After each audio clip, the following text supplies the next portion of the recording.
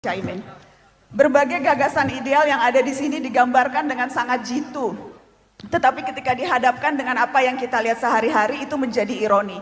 Soal partai politik, kita tahu demokrasi internal di partai politik itu hampir tidak ada kalau mau diakui.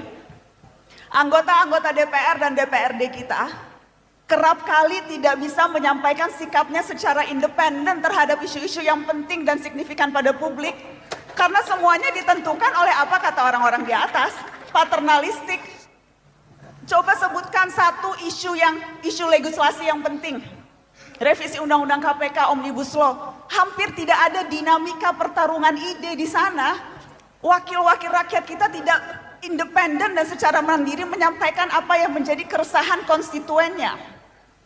Dan itu menurut saya salah satu PR terbesar kalau kita bicara partai politik saat ini. Jadi mohon maaf wakil rakyatnya seragam, wakil rakyatnya menjadi tidak menarik karena semuanya tergantung apa kata atasan.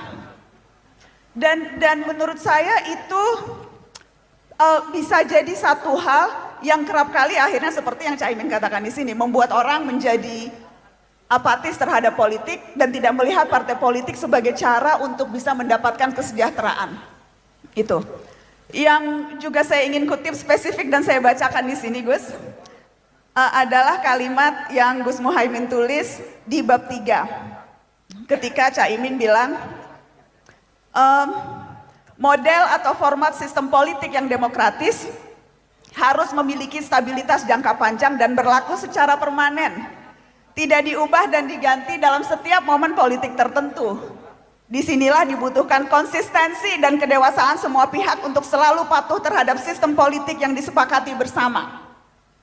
Dan kita tahu demokrasi dibangun dengan esensi salah satunya pembatasan kekuasaan dan jenis kekuasaan. Dan itu artinya kesepakatan kita bersama adalah ketika presiden ya 2 periode ya 5 tahun. Karenanya ketika ada usulan dukungan muncul penundaan pemilu yang berarti membawa konsekuensi pada perpandahan jabatan presiden, itu mungkin saja waktu itu Gus Muhaimin lupa pernah menulis soal ini di buku ini. Jadi mari saya hanya mengingatkan Gus, itu pernah ditulis, jadi rasa-rasanya mungkin perlu membaca lagi buku yang ditulis sendiri supaya idenya tuh konsisten, jadi real politiknya sama dengan gagasan politiknya Gus. Itu. Karena menurut saya itu, saya khawatir gagasan-gagasan ideal yang ada di buku ini akan terbentur ketika berhadapan dengan real politik. Dan saya berharap dengan sepenuh hati apapun masa depan Muhaimin Iskandar setelah ini, gagasan-gagasan besar dan ideal yang tertuang di sini itu tidak akan mudah dilupakan. Karena kalau lihat dari posturnya, bukan body shaming loh ini Gus, tapi posturnya kan memang tidak setinggi besar SBY atau ini Jokowi ya. Tapi kan ini kalau Jenderal Kancil lincah bermanuver.